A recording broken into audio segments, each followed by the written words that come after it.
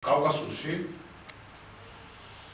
სერვერი მაქვს შიდა ტრაფიკი, ვთქვათ ეს არის საქართველო და აქ მაქვს უცხოეთის ტრაფიკი, ანუ კავკასუსი შეზღუდული, ამის სიჩქარით არის შეზღუდული, ამისი გამტარუნა რაიონობით არის ერთდროულად შეზღუდული და გარედან რომ შემოდის სხვადასხვა ქვეყნებიდან ხალხი. ეს ვერ უხსნის და უბრალოდ რა. იგივე პრობლემა არის პარიტეტივზე. უცხოეთიდან ვიდეო ნელა იხსნება. ან არ იხსნება და ასე შემდეგ. ამიტომ მაქვს სერვერი ამერიკაში, პარიტეტას ვიდეო იხსნება ნელა თქვა. ხო, უცხოეთი. და თავის სერვერზე აქტივდება.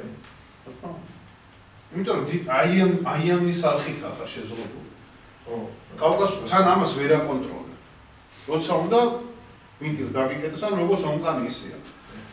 ანუ აგდებს ჩემი საიტი,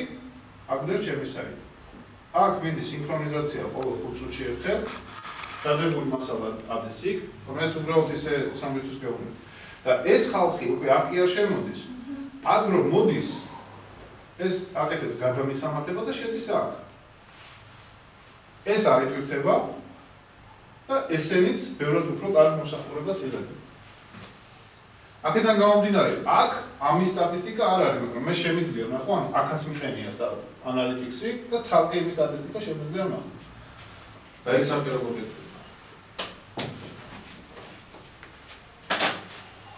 საკეკეთ, ანუ ანალოგიური საიტი გეცდება ზუსტად, რასაც აქ აკეთებთ იგივეს, შეგიძლია ხელით მართო, შეგიძლია გააკეთო სინქრონიზაცია, აქედან პროგრამულად წავიდეს ინფორმაცია და აიტვირთოს იქ. ან ამან მოაკითხოს ამას და თუ რამე ცვლილება არის, წაიღოს იქ. გადაგზავნა როგორ მოხდება მოყარებლების? აი, გადამისამართებაზე. IP-ს ამოწმებს, თუ არ არის ლისტში, GeoIP-ს ლისტში მიდის იქ.